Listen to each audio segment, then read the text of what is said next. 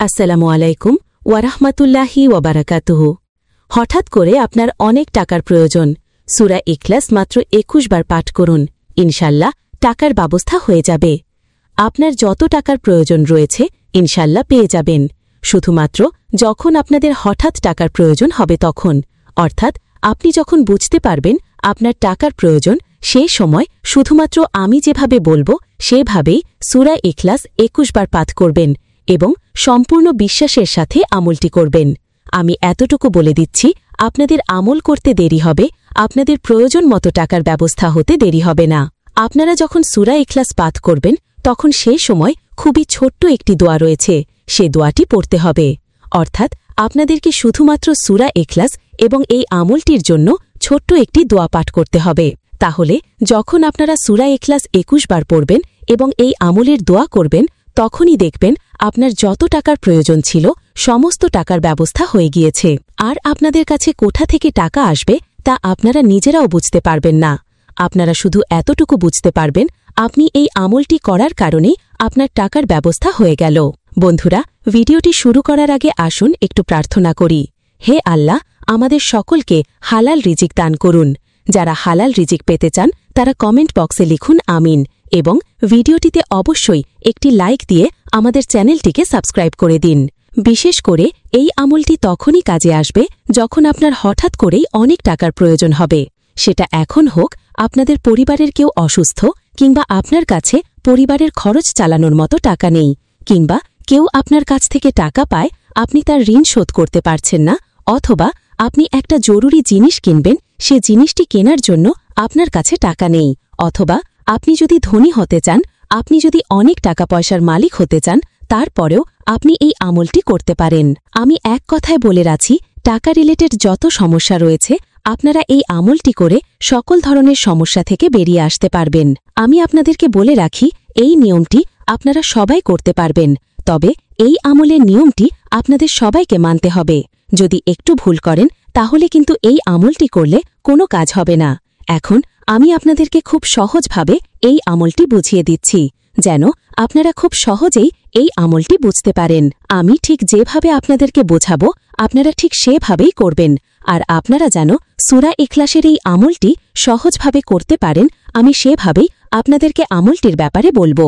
আমি আপনাদেরকে বলে রাখি, এই আমলটি করতে হলে সূরা ইখলাস পাঠ করার একটি নিয়ম রয়েছে।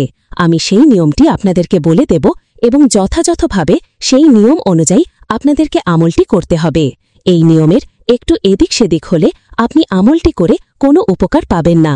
যদি আপনারা সূরা ইখলাস একটু ভুলভাবে পড়েন তাহলে কিন্তু আমলটি করে কোনো লাভ হবে না। এই আমলটি আপনারা যারাই করবেন, আমি আপনাদেরকে বলে দিচ্ছি, ছেলে মেয়ে বৃদ্ধ যুবক সবাইকেই এক নিয়মে আমলটি করতে হবে। নিয়মটি হচ্ছে, আপনি যখন সূরা ইখলাসের এই আমলটি করবেন তখন কোনোভাবেই আপনার আশেপাশের কারো সাথে কোনো প্রকার কথা বলবেন না। আপনি যখন এই আমলটি করা শুরু করবেন তার আগে অবশ্যই অজু করে নেবেন। অজু করে পাক পবিত্র অবস্থাতে আপনারা এই আমলটি করবেন। তবে আরও কিছু ছোট ছোট নিয়ম রয়েছে, সেই নিয়মগুলো মেনে আপনাদেরকে আমল করতে হবে। এই আমলটি করার সময় আপনাদেরকে যেভাবে সূরা ইখলাস পড়তে হবে, যে সূরা ইখলাস পাঠ করতে হবে, আমি সেটা একবার তেলাওয়াত করে শোনাচ্ছি। বিসমিল্লাহির রহমানির রহিম। কুল হুয়াল্লাহু আহাদ, আল্লাহুস সামাদ, লাম ইয়ালিদ ওয়ালাম ইউলাদ ওয়ালাম ইয়াকুল লাহু কুফুওয়ান আহাদ। আমি আরও একবার পড়ে শোনাচ্ছি। আপনাদের মধ্যে যাদের মুখস্থ নেই তারা মুখস্থ করে নেওয়ার চেষ্টা করুন। সবচেয়ে ভালো হয় আপনি যদি কোনো হুজুরের কাছ থেকে সঠিকভাবে উচ্চারণ শিখে নিয়ে এই সূরার আমল করতে পারেন, তাহলে দ্রুত কাজ করবে আমলটি। বিসমিল্লাহির রহমানির রহিম। কুল হুয়াল্লাহু আহাদ, আল্লাহুস সামাদ, লাম ইয়ালিদ ওয়ালাম ইউলাদ ওয়ালাম ইয়াকুল লাহু কুফুওয়ান আহাদ। আমি আশা করি আপনারা সূরা ইখলাস তেলাওয়াত মনোযোগ দিয়ে শুনলেন এবং আপনাদের মধ্যে অনেকেই এই সূরাটি মুখস্থ রয়েছে। আপনারা যারা চান আমাদের প্রত্যেকটা দর্শক ধনী হয়ে যাক, এই ভিডিওটি যারা যারা দেখছেন তারা সবাই ধনী হয়ে যাক, তাহলে অবশ্যই কমেন্ট করতে হবে ৩ বার আমিন লিখে। আমি আবারও বলছি, অবশ্যই ৩ বার আমিন লিখে কমেন্ট করুন। যখন আপনারা এই আমলটি করার জন্য প্রস্তুতি নেবেন, অর্থাৎ রেডি হবেন, সেই সময় আপনাদেরকে সূরা ইখলাস পাঠ করতে হবে। আর সেই সময় গুরুত্বপূর্ণ খুবই ছোট ছোট সহজ কিছু নিয়ম রয়েছে, সেই নিয়মগুলো আপনাদেরকে মানতে হবে।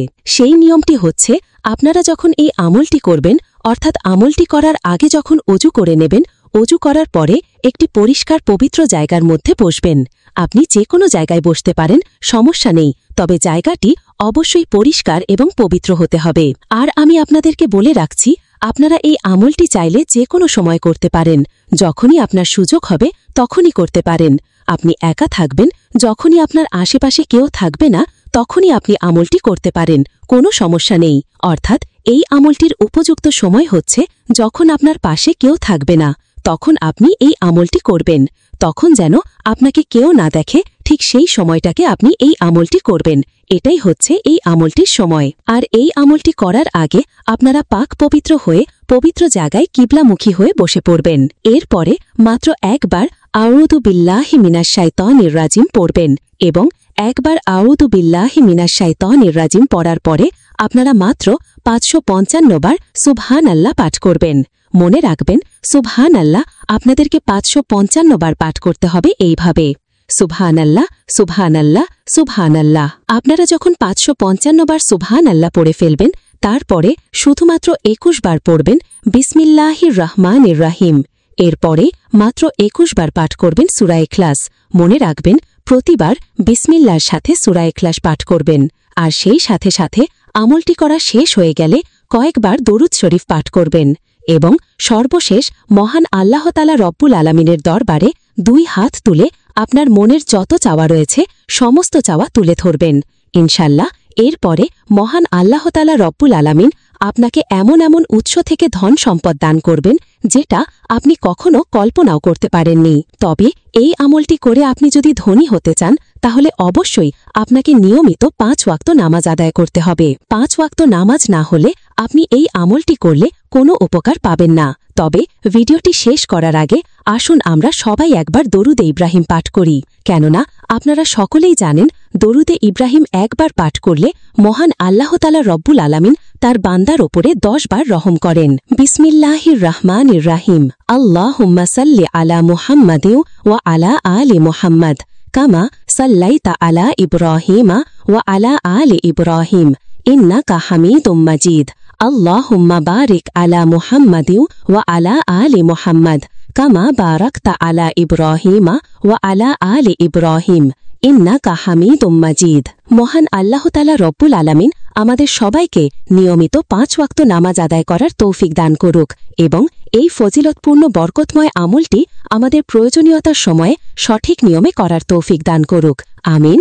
তো বন্ধুরা, এই ছিল আজকের ভিডিওটি ভালো লাগলে ভিডিওটি অবশ্যই একটি লাইক দিয়ে দিন এবং আমাদের চ্যানেলটিকে সাবস্ক্রাইব করে দিন। দেখা হবে পরবর্তী ভিডিওতে। ততক্ষণ পর্যন্ত ভালো থাকবেন, সুস্থ থাকবেন। আল্লাহ হাফেজ।